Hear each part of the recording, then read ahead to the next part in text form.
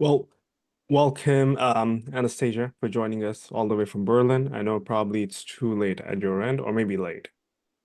It is a little bit late, but it's okay. Hi. Cool, cool. But thank you for joining. Just for the audience to know, today we have the founder of Loyaltyverse. I'm not gonna define what the company is, what the product is. I will leave that up to you because I don't think so anybody else can do justice about your own company. So that being said, Anastasia and I we met through Open.vc, I think, is when we came across each other. And then I've been seeing in this space, there's a lot of loyalty products and coming across. There's this one company I don't want to name because it's all about you today, but they are doing something related to airline loyalty. There are other products and companies also coming out, and you're also in a very interesting space. So with that being said, I want to open to you, Anastasia, a little bit about yourself, and then let's dive into the problem that you're solving, and let's take it from there. Sure, Imran. First of all, thanks so much for having me here. It's great. Haven't done podcasts in a while, but again, haven't been a founder in a while. I mean, right now already am a founder for a while, but before that there was a pause. So I'm guessing, yeah, now is a great time to start again. Happy to be here. Happy to tell you a little bit more about myself, and hopefully the audience will enjoy. Yeah, so my name is Anastasia Radziwill. I am a German entrepreneur, but was born and raised in Moscow, Russia. Moved to Berlin at some point in my life. Studied here, then went to the US, studied there in Atlanta at Emory University, worked at CNN, studied business. Then I joined Apple, worked there for 2.5 years in England. And then I decided to become a founder for the first time. Actually, the founder of a startup for the first time because I actually had two businesses before I even turned 20, but they were like lifestyle businesses. And yeah, and then I started my first startup here in Berlin. Didn't work out. Then I worked for a scale up, worked with a bunch of startups last year, and then also decided to do my own again. And here we are, Loyaltyverse. Very well. Interesting space, I agree. A lot of competition, yes, true that, depending on the market. In Germany, not so much going on in that space, unfortunately, at the moment. Yeah, very exciting time. Actually, you're catching me at the on the week we're launching, so hopefully when it's out, it will be already live. But please feel free to check out loyaltyverse.io. Let me know what you're thinking, and yeah, it's great. Thank you for inviting me, and I hope to discuss some cool stuff today. Yeah. So let's dive in. So there's a couple of things that you just talked about, launch and how you got into this. So I will just pose a loaded question maybe. Did your previous companies, which had something to do with branding, space, is why you're launching a loyalty platform? And maybe not, I don't know. I'm just posing a question. But can you dive a little bit more around what is Loyaltyverse? Like, what are you trying to solve? How are you trying to Sure. solve? Sure, absolutely. So I think I would start with what we're doing and then I will go into how I came to be doing this. So Loyaltyverse is a loyalty as a service platform for any B2C business, and it's gamified. So basically, you can think of us as a CRM for non-digital businesses like beauty salons, restaurants, coffee places, barbershops, any place where people spend their time, basically consumer businesses, service businesses. And yeah, so they may not necessarily be very well versed in digital affairs. They may not know so much about data, but they do great things. They provide great services. They have captured what all of the big companies are actually trying to recapture with all of these loyalty programs. And that is ad hoc loyalty rewards actually work best. And with loyalty programs, big companies are trying to do this. One size fits all approach doesn't work. And what we are wanting to do is we want to create something that would scale that personal touch for the brand. So let's say a business has been around for a while, they start growing, the owner loses touch with their customers because it's just not possible, right? There are other things, managing, etc. So they naturally start, getting a little bit more space from the customers, and the customers are like, huh, well, I've been, a long time customer, have been here since you guys started out. What happened? Why is the treatment different? So we want to give that personal connection back to all of these big companies that are now growing, becoming bigger. And we want to do it in a data-driven way. Of course, thanks to Gen AI, it's now also very simple to do it hyper-personalized. And so basically just give this ad hoc, nice things to the people that are high CLV customers of those businesses, and make them feel this emotional connection and connection to the brand. And we do it also with the help of the UI that is customer facing, which is now a progressive web app, but will be an app that you can download from the stores. And basically right now it's a PWA. You just download it as like a page, as an app icon on your phone. And it just works the same way as an app, just doesn't weigh anything. So basically the customers will be getting that. So it will be similar to like a Starbucks rewards app. And they will be getting offers based on their preferences at this business. So we currently are only working through B2B go-to-market, like with a B2B go-to-market strategy. So we're only providing the services to the customers of businesses that are our clients.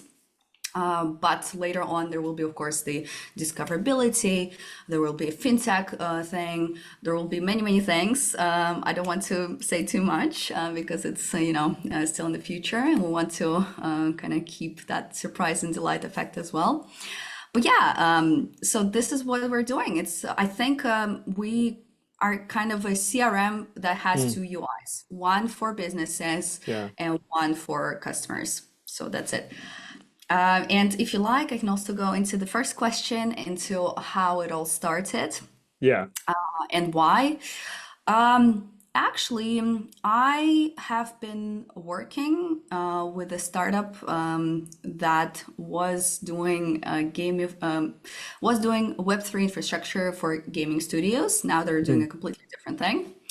And this is how I came around like the Web3 thing. So I didn't even know what it is. Everyone's like, buying crypto. I was like, huh, what is going on? I don't know anything about it. Actually, I had a friend who was mining some of the coins, so that was pretty cool. She had it somewhere on the one of the buildings in Berlin. So that was funny. Nice. And then what I knew that this company was creating infrastructure for games, so that these games could sell NFTs, like digital assets, within the game. But they didn't, like, normally it's difficult to create it if you're just a game studio because you don't have this technology. So what they wanted, they create like a white label platform, and you insert this whole thing into your game, and then you can sell assets to players, or like give it out. And then I was like, okay, interesting. So I understand the tech, I understand the use, but the game is actually serving an end customer. And the end customer, I could be the end customer, because one of the companies that was the one of the clients, they did like card games online, like on the phone, right? So I could be a customer of that company. And now I'm asking myself a question. Okay, NFT, what does it give to me? Yeah. Like what is the utility of that? And Mm-hmm. then, the team and the CEO, they were explaining to me, well, yeah, that's fun. You can lend it to someone, but I wasn't like really buying it. But I do believe in Web3. I actually think that's is going to be big very soon. It's just taking its time and gaining momentum. But I really think it's going to come back. But I was still like at the loss. I didn't understand, okay, what can we do with all of these NFTs? And then I Mm-hmm. came across the utility NFT. And this is how the idea of my company that is now Loyaltyverse came about. Because what I wanted to do at the beginning is to basically bring all of this, beauty salons, and the whole beauty thing started because I like, beauty procedures. So, sue me, I like that. So like nails, hair, Yeah. whatever, any beauty procedure, many women like it. And I'm not an exception. So I wanted to bring all of these providers to Yeah. Web3. Then I started like talking to them, and I was like, oh, okay, you can create like a program where you will have an NFT that would be a card or a customer card, and they would come to you. You can also sell it for like it will be an additional revenue stream for you. And they were like, what? We don't Yeah. understand what it is. So I realized that at least in Berlin or in Germany or in London, in because the company is incorporated in London, even though we have customers in Berlin as well, they don't really, they're not there yet, Hmm. And I mean, Web3 is still not really massively adopted. So there needs to be the platform that helps people start using it and do it in the same way we're using cars. So, for example, you're driving a car, you don't know how it works. I mean, probably maybe but an average user doesn't know. But you don't have to know because it Mm-hmm. works, right? You just need to use it. So, what I wanted to do, I wanted to not say that, okay, it will be Web3, it's an NFT, we have coins, we're minting, it's ICO, blah, blah, blah. I wanted to just create value using that technology. Mm-hmm. And then I realized it was too early. So with a few iterations, we actually changed from just beauty related things to all of the B2C services because we realized there is like, so our tech is actually applicable to any B2C Yeah. business, also including digital businesses. And for those, we'll be providing an API so that they can Mm-hmm. incorporate that into their product. So yeah, that's the story. Interesting. So that's actually very fascinating, like how you came about. So when you look at NFT aspect of it, right, there's maybe I'm going a bit too far, but like when you look at the loyalty, are you gonna somehow incorporate a blockchain perspective? Because in that you can have a history that's there. Nobody can fake it. Nobody can gamify your platform basically as well, like game it. Yeah. Even for the customers, are you gonna see something like that in the future? Not specifically to your product, maybe in terms of wider industry, and just something that hit up Yeah. in my head. But Absolutely. I think that's the future, and actually, mm, that's the vision of Loyaltyverse. So, I am a person that loves everything that comes together in terms of digital and real life. So, I'm a fan of car sharing. I love the scooters. I love the, I think it's fascinating how you can take your phone, tap on something and then yeah, something in real life happens. That's yeah, great, right? So that's what I want to do with Loyaltyverse in the end. We want to connect real life and digital life as well. So now that digital life may be Web 2, but I do believe in Web3. I just think it's just a little bit too early. We do need a lot of infrastructure. We do need a yeah, lot of like adoption, to increase. Yes, but it makes sense. And there is this trend as to people want to own things that they produce. And this content that we're producing, we don't really own it if it's, going yeah, down because like whatever company decides it has to be yeah. removed. So I think absolutely, I think a loyalty aspect of Web3 would be definitely growing. I want to say that we want to do this, and actually that is like also on the roadmap. We are just not doing it just yet because, like I said, people don't know what it is, and Yeah. we can solve a problem for them without using that tech yet. But absolutely, even like the coins, for example, we are in our UI for users, we have experience points, so collectibles, and we don't have any spendables just yet, but we will have Hmm. spendables and that would be redeemed, right? Like rewards. Yeah. So at the beginning, it can be just like numbers, digital numbers, like in a game, right? But if you add the aspect of real, value, like you can earn some stuff by using the app or using some services, that is definitely something that we want to do. It's just there is a lot of there is a lot of hurdles for that, Yeah. also regulatory and other things. So we just decided, I mean, we're at the MVP stage, so we decided to Yeah. take it easy, start simple, and then we see how it goes. And but yes, we even have this avatar. So we were using a Ready Player Me avatar in our concept. Right now for the MVP, we decided not to use it just yet because it's not Hmm. doing what it's supposed to be doing. But at the end of the day, it's supposed to be your digital companion, and it would be like going with you to all of the services in real life. Yeah. And if you want to explore like metaverse, because this is something that we want to do at some point, you could use that avatar, and that would be your connection from your real life to digital life. And then through that avatar, you could also be using the rewards and Yeah. the experience points that you have earned in real life, but in the digital life, in the metaverse. So practically, you could go, let's say, to a company, like to a bar Yeah. as your avatar in the metaverse, and you see some nice guy or some nice lady, you want to chat with them, you buy them a drink with one of the coins that you've earned from buying an actual coffee in real life, Interesting. and the other way around. So that's the vision, and I really hope we're going to get to see this. That's pretty cool, pretty interesting. Now Thank I'm you. imagining like there's a lot of ways for you to bring kind of a physical aspect of social networking Yep. in a way. But no, I actually it makes sense where what you're going. So just to change a little bit, let's talk Yep. about the launch. But before we talk about the launch, Mhm. um, where's your team right now? How big is your team? And also, when is this launch anticipated? What is it going to Mhm. be like? You know. Yeah, sure.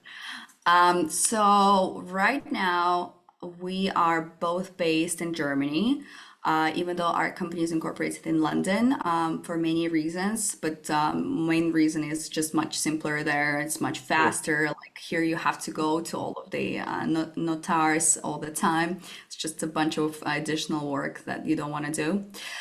So the UK is great for this. Also better tax, etc. So many reasons. And our some of our customers are in London, but they're not like the ones who co-created with us, because we have customers that co-created with us. So Hmm. basically, that was the thing that I learned from my first startup. My mistake was I built a product.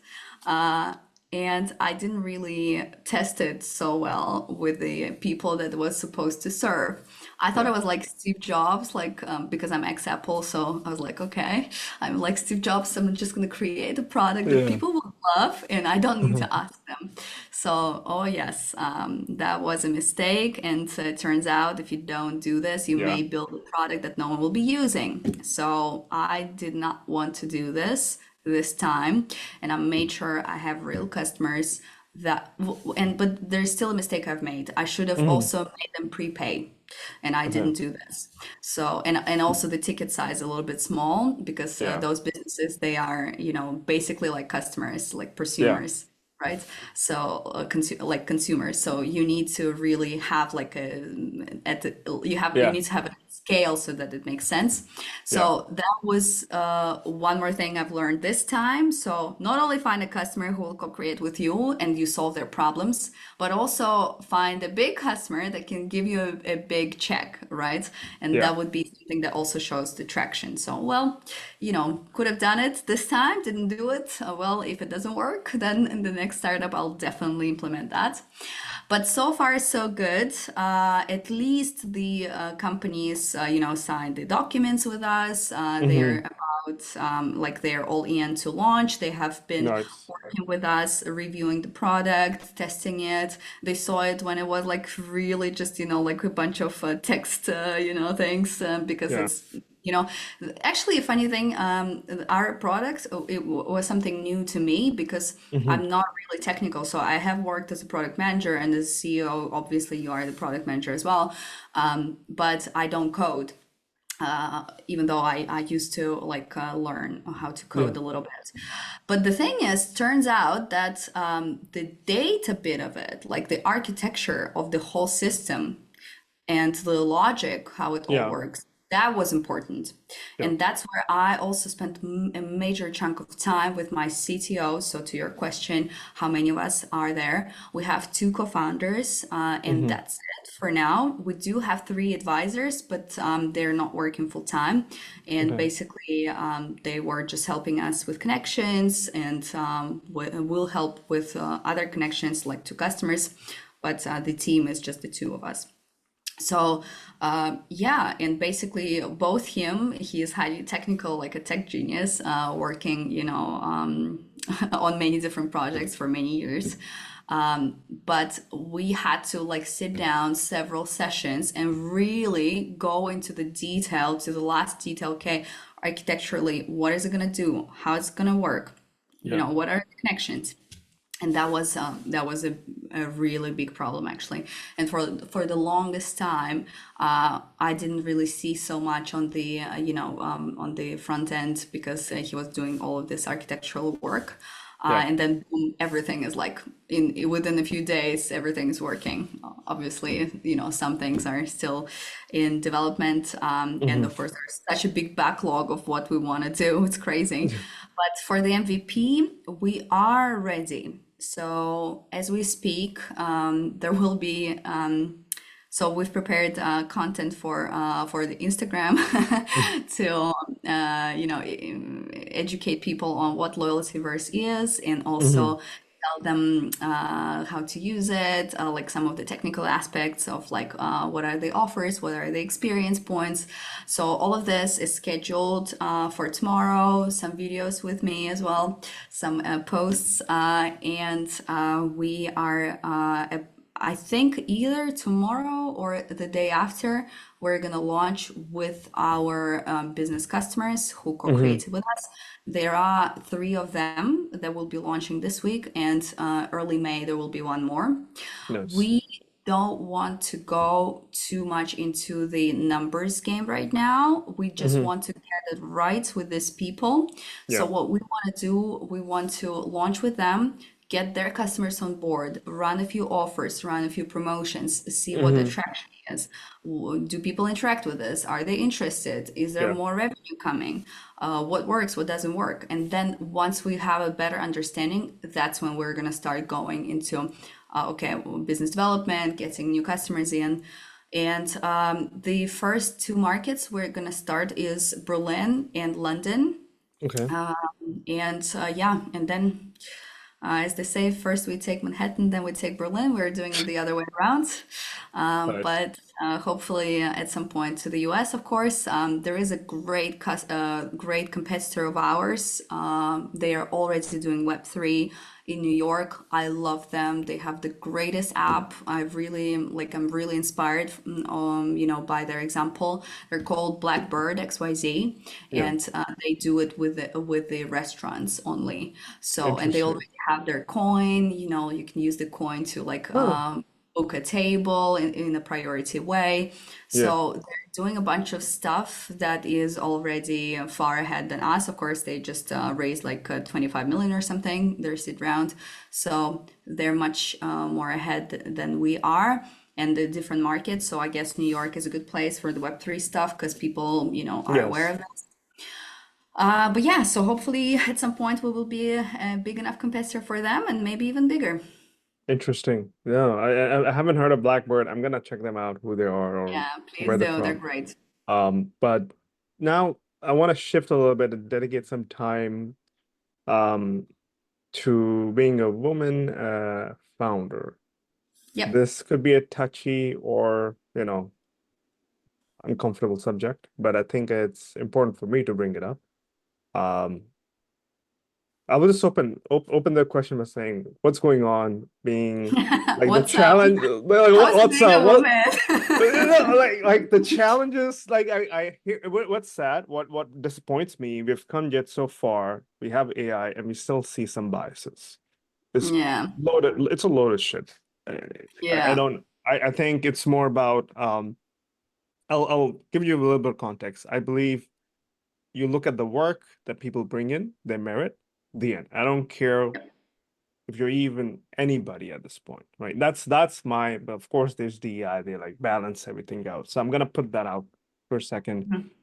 In startup space, being a woman entrepreneur, I think we did touch a little bit that when we had last conversation. I don't know. I Yeah. just had that thing that we should be talking about this, giving Oh, this a sure. forum. Let's do it.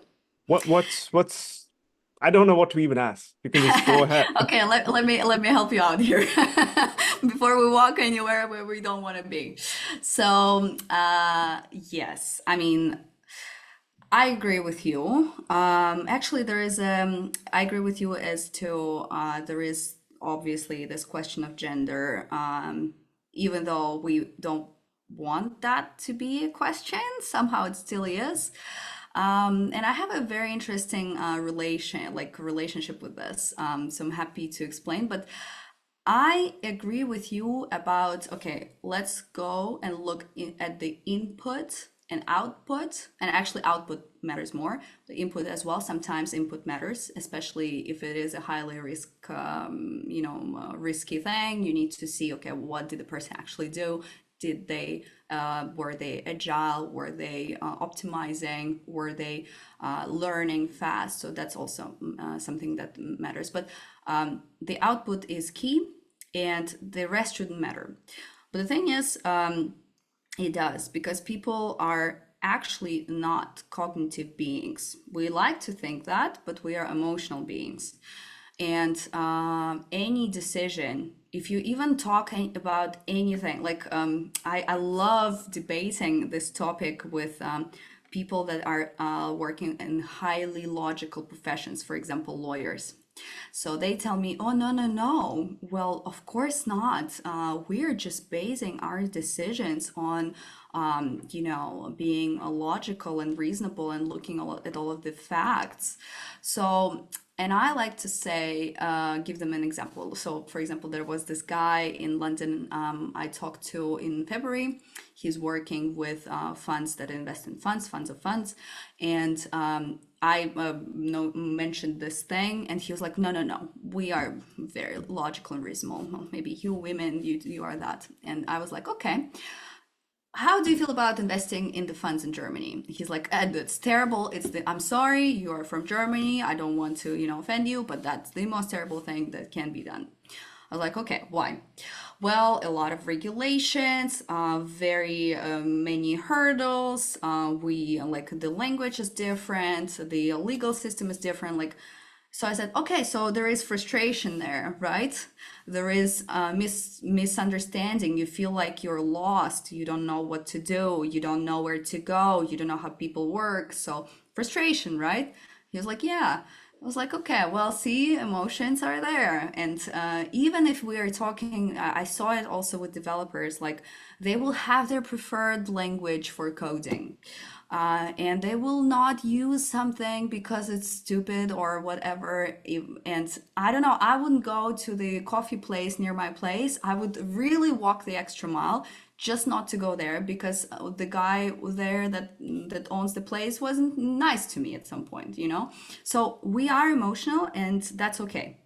What's important is to kind of give it some space and be able to kind of understand, okay, actually, maybe the logical things are here, and this is like how I feel about them. But sometimes it just happens like in milliseconds. We cannot really like make those judgments fast. So we're like, oh, no, it was bad work. And actually it was maybe because that person just did something, said something that wasn't aligned with how we think they should be behaving based on their gender roles, for example, or whatever, any other things that we have experienced in our lives, right? We are all biased. Everyone is. I'm biased. You're biased. That's okay. What's not okay is to say I'm not and like look past that. So that said, I kind of went on a tangent here, but going back to biases and how to work with, like the DIY, DNY. So I like the way I think Nike runs their business. They're like, we are a company, we are not a family. We are working as a team, like similar to a sports team, which means everyone is welcome based on their ability and merit and what results they're showing.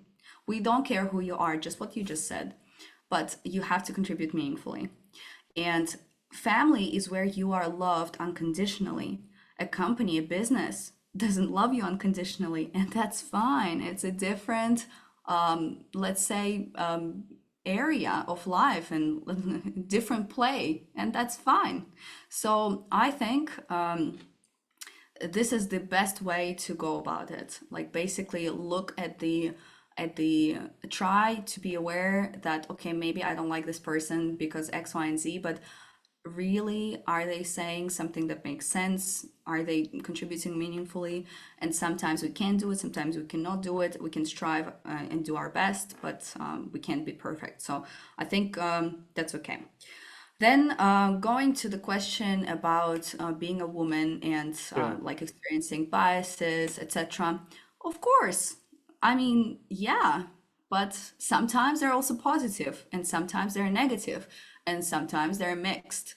So sometimes a person wouldn't be talking to you if you didn't remind them, let's say, of their wife 20 years ago, right? Or sometimes they wouldn't talk to you because that actually happened to me. That I spoke to some people, investors on the phone. There was another project many years ago, like 3 years ago.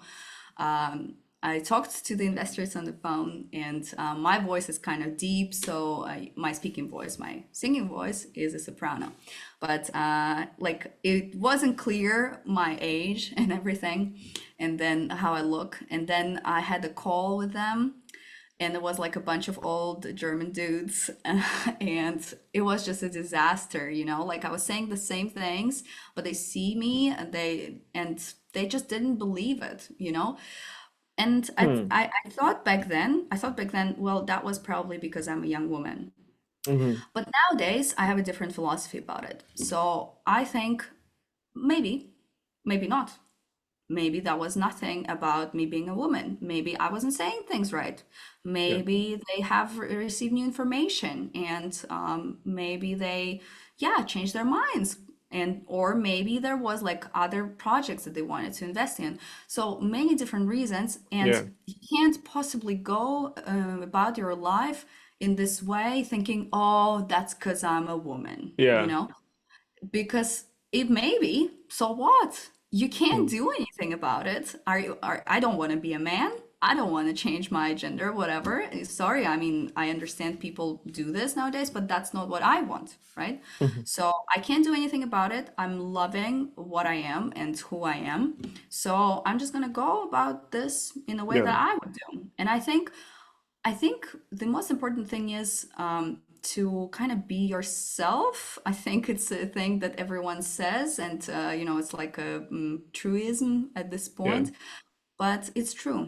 And if you are good within your, body, and if you know who you are and what you are not, um, and you're like good within your boundaries and you are Yeah. integer with yourself, I think this is what really attracts people in many ways. And actually, my very first investor, he was my boss at Apple. He Hmm. invested as an angel investor in my first company, Hmm. and he didn't care I was a woman. He just Yeah. believed in what I was building, and you know what? Maybe.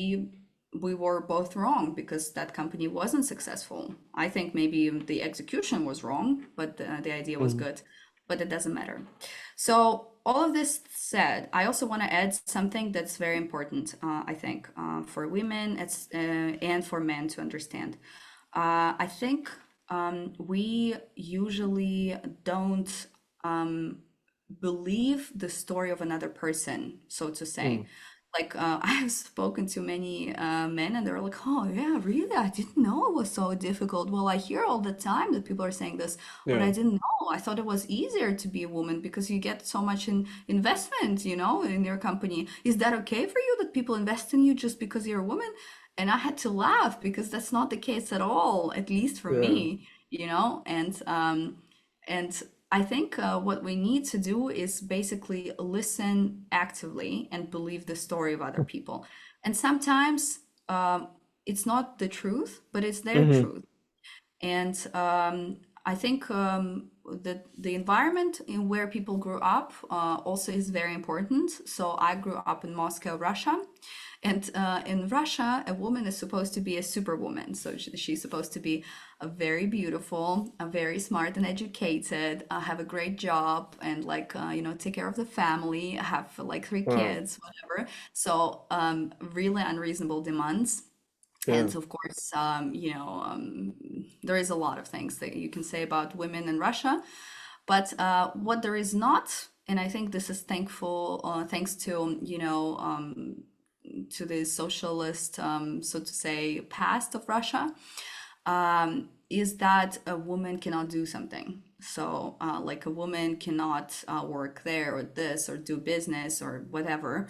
In fact, my grandmother, who is 84 years old, is still working. She is a psychiatrist. She's treating the Alzheimer's disease. I just saw her Hmm. in Italy. She's flying around. She is, performing, like, not performing, sorry, she's like participating at whatever conferences, yeah, Hmm. writing books. So for me, I always had this example of my grandmother and my mother Yeah. also.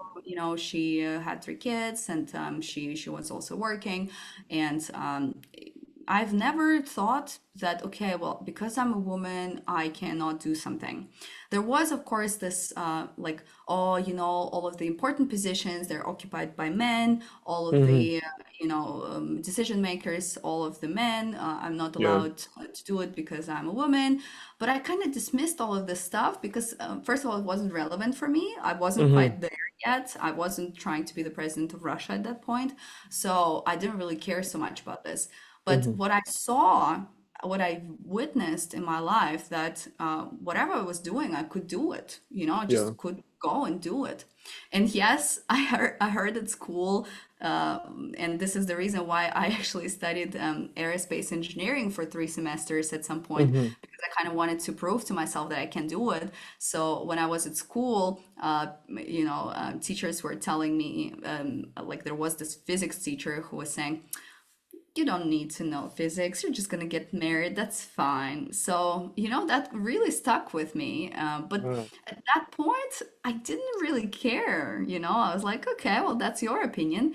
But then I realized that actually that kind of was in my psyche a little bit, because that was one of the reasons that I wanted to study aerospace engineering. Of course, I want to go to space. That's my dream. Hmm. And I thought about being an astronaut or a cosmonaut, but then I decided I don't want to do this. But yeah, I kind of wanted to show to myself that I can do it. So to me, the environment matters much more than Hmm. just whatever people are talking about in different other areas, because this is something that it's your Yeah. direct experience, and that can change. And I've seen other women, that didn't have that kind of environment, and they have a very different situation in their life, right? Some of them are not working, some of them are working but earning not a lot or working too Yeah. much. So all of these things, I think it's yeah, basically based on your experiences in the childhood and Yeah. also later on. So and there are also men like this. So again, that cannot be only attributed to gender, and there are so many kick-ass women, Yeah. but also some men that are underperforming and struggling, Yeah. and that's okay. And sometimes we just need to go through this to emerge stronger, you know. But what I do want to say, finally, to this point, as the last like bit before you can ask your next question, is even if someone is not doing something with you or for you, or doesn't give you money or doesn't help you in Yeah. some ways, and you suspect it's because you're a woman, just don't care about this, or because what you are whatever, because it doesn't help you Yeah. in your life. It creates resistance within you. So Mm. I'm esoteric. I believe in like the law of attraction and waves and vibrations. So this only creates low level vibrations of Mm. being, offended, being angry, being having this. Sorry, the word is kind of I'm missing the word here. But basically, when you hold grudges Yeah. and resentment, yes, that's the Yes. word. So you're building this in your body, and if you're not working through this, this is gonna, Yeah. yield psychosomatic results. So you don't want to do this. And even if something is happening because of some identity feature, I think it's just say fuck it, I don't care, Yeah. and just go That's and do your thing. that is a very different perspective I wasn't expecting. So I'm gonna but it's not something I would say I get where you're coming from. So you're saying if those people exist, don't dwell on it, move on. Yeah, Just exactly. right. So but there will be some women out there who may say, why? This has to change, right? Like why women so I have four sisters. I'm the youngest one. Okay, nice. They all went through challenges in the corporate world, and I really saw it. And Yeah, coming where I'm originally from, Pakistan, it's always been, back in the 90s. Then it became very normalized. But when my sister was climbing up the ladder in the corporate world, she did had some people yeah, who are, like, you're a woman, you don't know. yeah, And someone really told her that I think, I don't want to quote that person, but like, it wasn't yeah, really good remark to pass yeah. to anyone at that point. With that being said, what would you say to that? Because I personally feel people who discriminate based on identity, right? So it's a way now it's a different world we live in. I think it's BS. Yeah. That shouldn't exist. Like let's say, Anastasia, so you have a good background, you have a startup that works, and an investor should be looking at your merit, your integrity, and what you've built versus, Yep. yeah, but what if there are some not investors but people, they could be any Yeah, kind. They do ask, yeah. what happens once you get married? What happens once you bear a child? Oh, I don't know. Why those questions? Mm-hmm. Like I get it, but Yes. I'm like, it doesn't make sense. Like, dude, it's part of life. You don't ask Exactly. men, what if you Yeah, go through divorce? What will you do? What if you get into bad habits? There are many men out there, right? For exactly. that matter, a lot of different people have their lot of stuff going on. That's what I'm trying to say. It's not Yes, particular to any gender, any identity, in that aspect. How do you change that then? If it's every a good person point.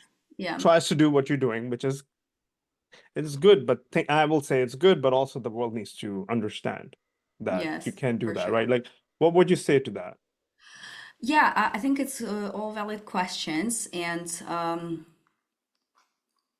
sometimes people would behave differently depending on what they see in front of them, for sure. For sure. I mean, not sometimes, all the time, really. Okay, so I worked at Apple, and they really care, as in the corporate, they really care about, giving opportunities, etc., etc.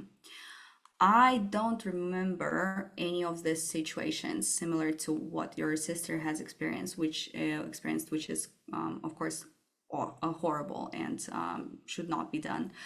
But I can't really say anything about corporate environment. But there have been times with the investors. right now that I have been connecting with, and they would be like, so probably they would not be like VC investors. They would be like some kind of angel investors or some family offices investors. And they would ask me questions about my personal life. And I could see that like sometimes it was becoming not even like professional anymore, you know, like all of a sudden we're Wow. now talking about something else.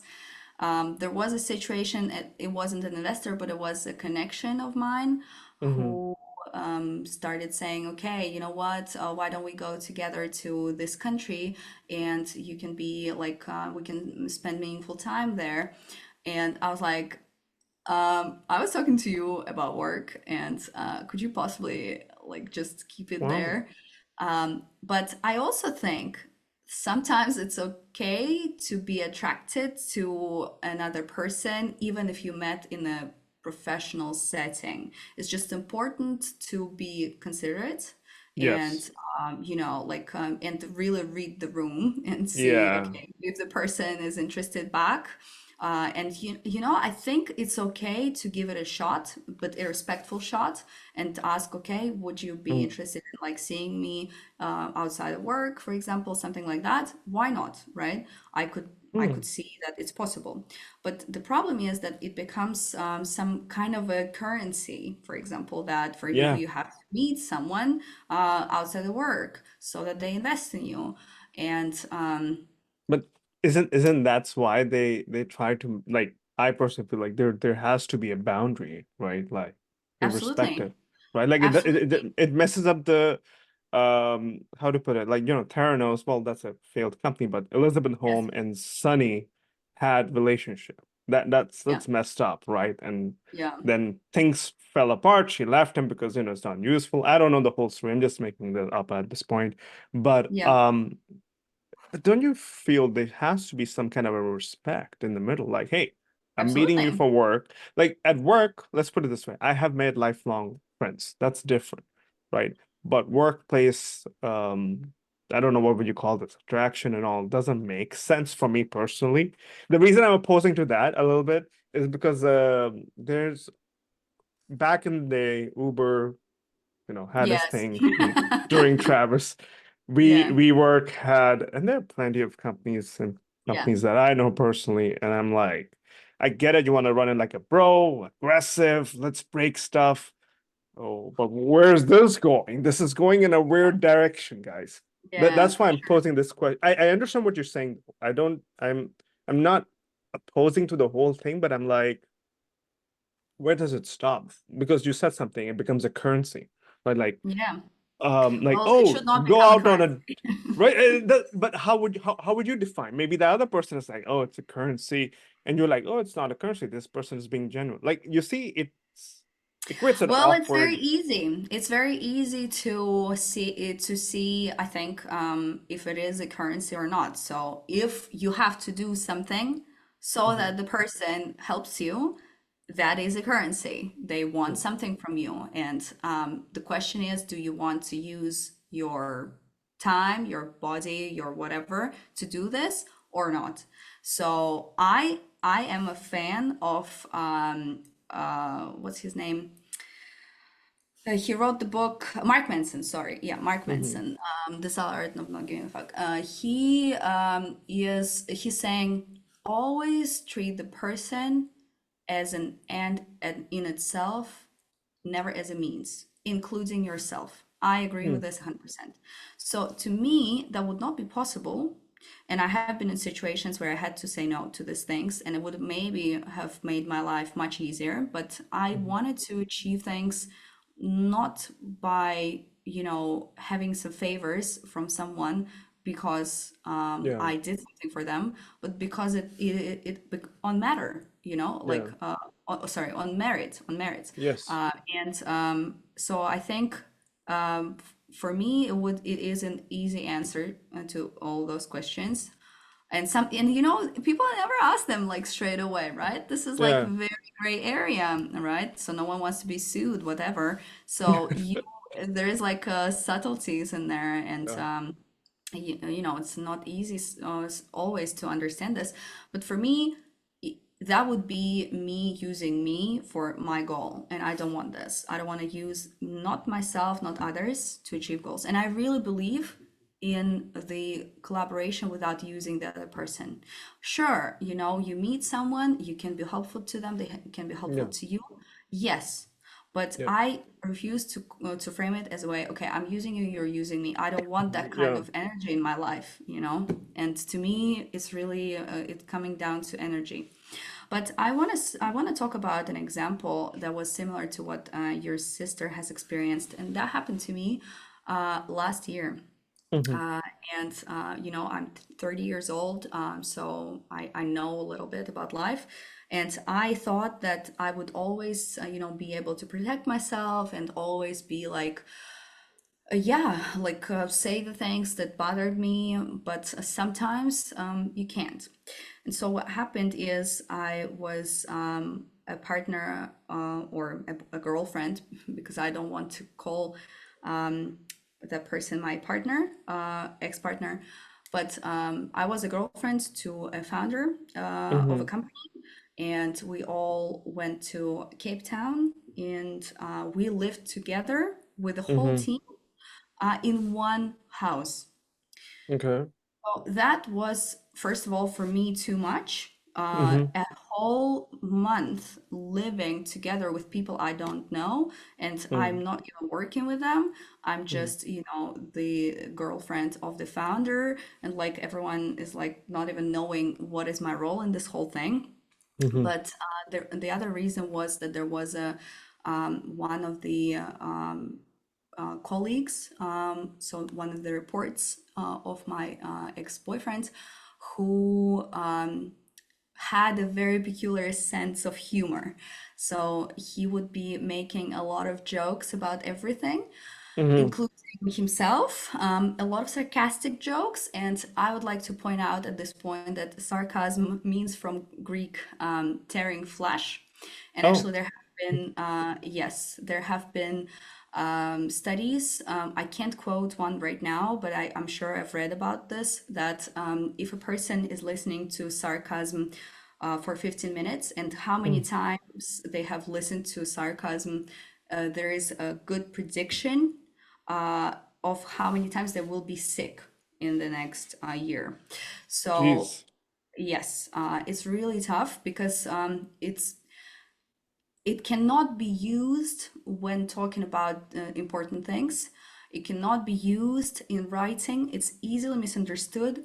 I would advise to take a look at the book, The Atlas of the Heart by Brené Brown. She writes about this, and she has a Netflix show about that. So she talks at length about this, and I agree with her 100%. I may not be an emotions researcher like she is, but she Hmm. described it quite well, and I have experienced the same. So, going back to the story, the person was very sarcastic. And the thing is, when we met, and we had met like about 8 months before that for the first time, he made a joke in front of the whole team, which at that Hmm. point was just 4 people. And the joke was, "Oh, the good old times when women weren't allowed to speak." And that was about me. I was the only woman there, and I said something that was like, I'm very opinionated, I'm straightforward. I would say things. And he wanted to make a joke to entertain everyone, but I, I was shocked when he said it that first time, 8 months before that situation. I looked at my ex-boyfriend at that time. We just started dating, and it was in his house with his family, also around, and his, co-founders basically. Yeah. And I was the only woman, and I didn't want to be the one that makes a fuss. So Hmm. I didn't say anything. And after this whole thing, I talked to him and I said, "Okay, look, this is not okay." Hmm. He said, "Okay, sure, sure, sure." But he didn't mean it. It was really nice. So he basically just dismissed my feelings on that. And I think that is where I made the first mistake. So I should have said right Yeah. then and there that, "Look, what did you just say? Do you think it's funny?" Well, I didn't Yeah. find it funny. So be respectful without, aggression again, to the other person, but just state clearly. So you said this made me feel Yeah. like this. Please stop. Yeah. But I didn't do it. And I think it was my biggest mistake because in the end, I think that was one of the reasons why my like relationship with that person ended because I couldn't continue. I mean, there were of course other things, but one of the things I couldn't continue just being okay with this because when that situation in Cape Town happened, so 8 months fast forward, and there have been multiple times that me and that person met again over the course of this month. And all the time he was making some jokes, but not quite like Hmm. this one. And at that time, he said it again in front of the team. And there was one more person who was a lady, but she wasn't at that place Yeah. there. And he said it in front of like 10 dudes. And again, I was the only woman. And it was clearly like inappropriate, you know? It, And at that time, I just stood up and I said, you know what, excuse me, but this is not okay. Is this the kind of culture you want to build in this company? And I just, I just said everything that I had to say about him in front of everyone. And I think that was wrong because it was my responsibility to stop him at that yeah. first point when he said something, Yeah. 8 months prior. So I didn't do it.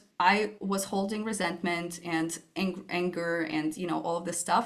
And then it burst out, Yeah. at some point. And that was just a trigger. But he never even knew there was a problem. And this is the lack of awareness that sometimes people don't even know it might be a problem. Ignorance. It's the most Exactly. Exactly. ignorance, not even awareness. This is it's Yeah, this is uh also like a, kind of a cultural thing. So he was from one of the Eastern European countries, and that's fine for them. And maybe he thought I would be fine with this too, because I'm from an Eastern European country too. But I have been super westernized in the last 10 years, whatever. So I don't appreciate those jokes, But again, I think there definitely has been my fault in, first of all, not saying anything about this at the first time, then, keeping this to myself and trying to resolve this all with my ex-boyfriend instead of going to that person like I would normally do in a business setting, because I just didn't mhm. know what is my place there.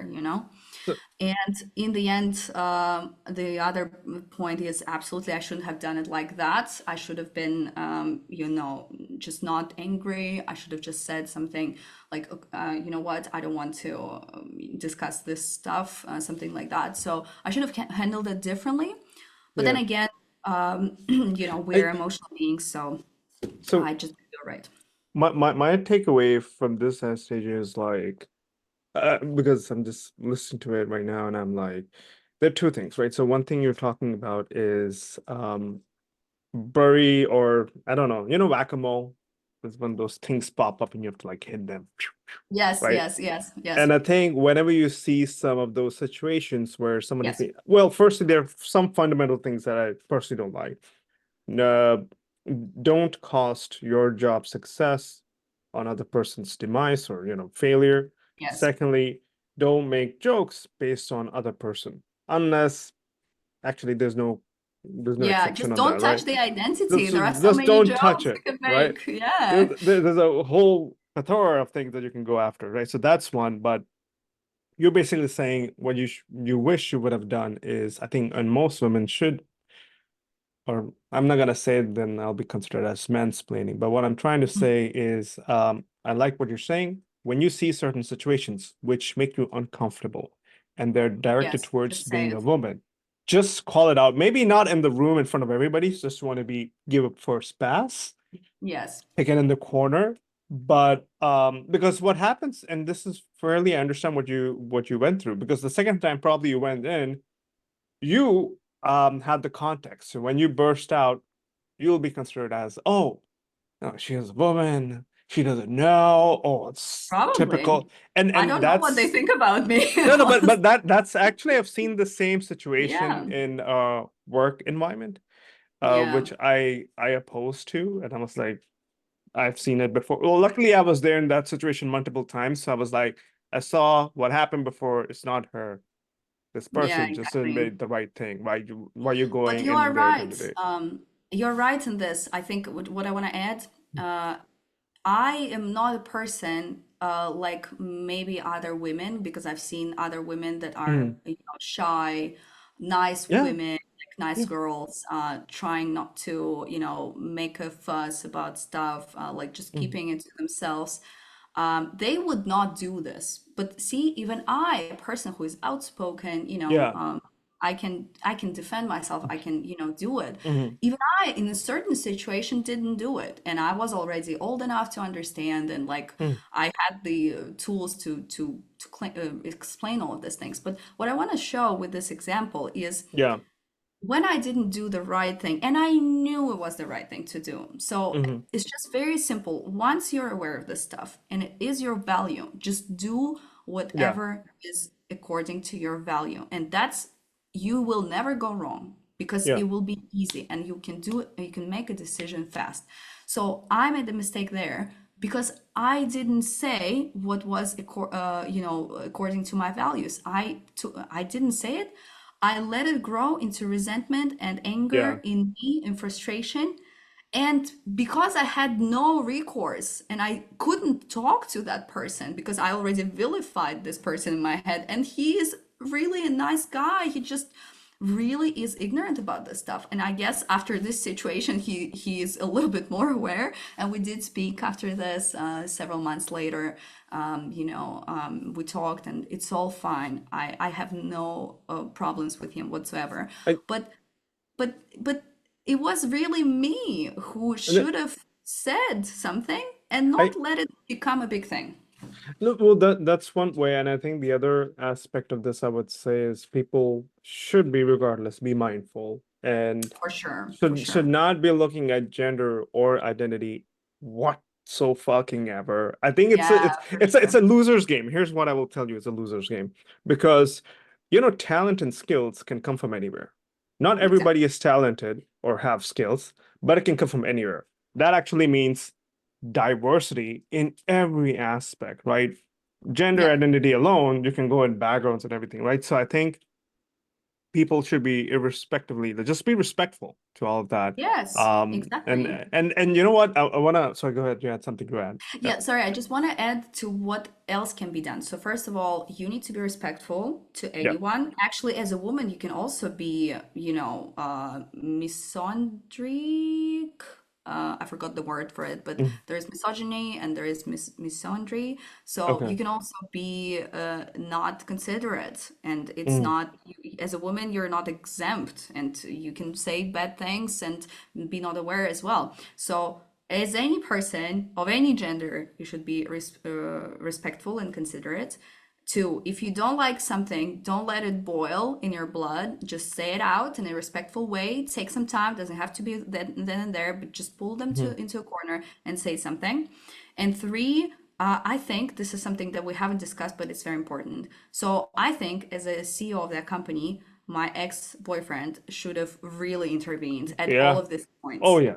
Yes. Absolutely. I think that is a big, big, big thing that I still kind of uh, know that he wasn't right in. I wouldn't say I'm resentful because of that, but I think that is something that really has to be done, because if you don't do it, your employees, your co-founders, they lose respect Yeah. because they Yeah. say, "Oh, I can talk like this."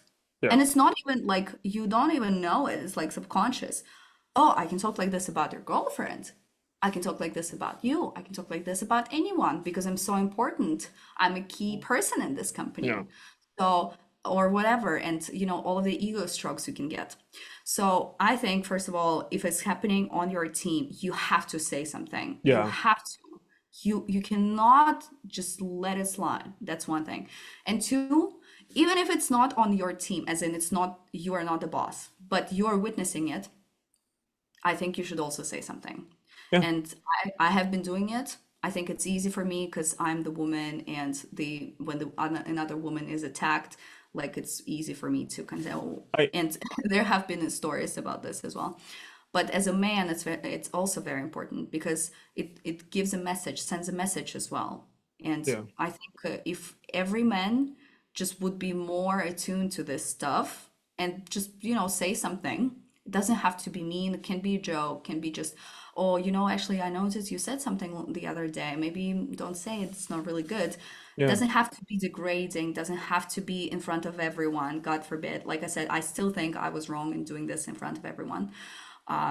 But it has to be addressed for sure. I it happened with me last year with where one of my direct report came up to me and told me I just want to keep it very confidential. Yeah. So she told me something that happened. I was very Hmm. furious because she didn't tell me before. And it Yeah. was already 1 month ago. And I was so disappointed. And the words that came out from her mouth, oh, you know, it's fine. It's not a big deal. I'm like, it's not about big deal. It's about respect, honor, and where you are, right? We are all here to work, to contribute, do our jobs, work together. Yeah, Yes, you can be friends. That does not give you the right to be inappropriate or disrespectful.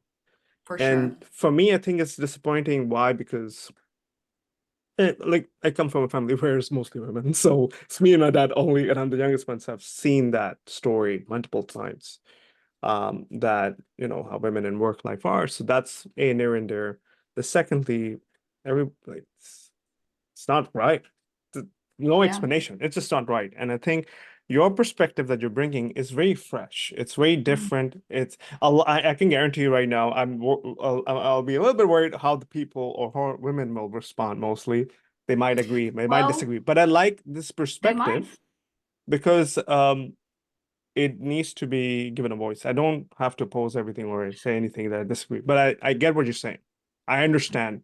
And I Yeah. can tell you, I have seen that from the sidelines within my family, with Yeah. my friends. So, Yeah. So I want to say two things. yeah, yeah. One, yes, I have an unconventional opinion, Yeah. and maybe some women will disagree. And I would love to, you know, read the comments, and if they say, okay, no, I disagree, they have their truth, and I Yeah. have mine, and my truth has been evolving, and I may Mhm. be wrong.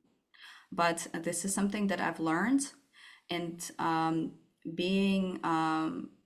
being aware of what I'm doing wrong helps me become a better person because I don't want to go about my life and think that I am an angel and everything I do is perfect and others are at fault. I know it's not right.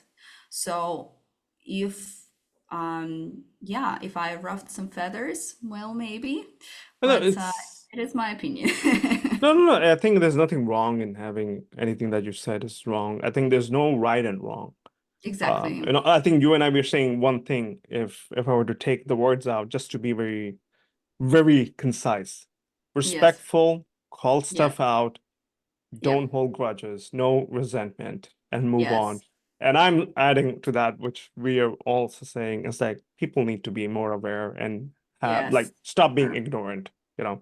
Yes. It's just different Absolutely. way of how we all communicate. But no, thank you, Anastasia, for this nice deep Sure. conversation. Actually, it was the second part. I was like, oh wow, this is really interesting. I never had this perspective as well. Really? But So am I the first one who is saying well, something like that? let's put it this way. I've never had that kind of discussion outside of, to anyone at this point. I try to not touch, Yeah. but I think it's about time that people address this. And I actually have one of the uh, guests who requested, "Hey, can we have more women?" I'm like, "Yeah, sure." I hope I'm doing better in giving more platform to women because I think Sure.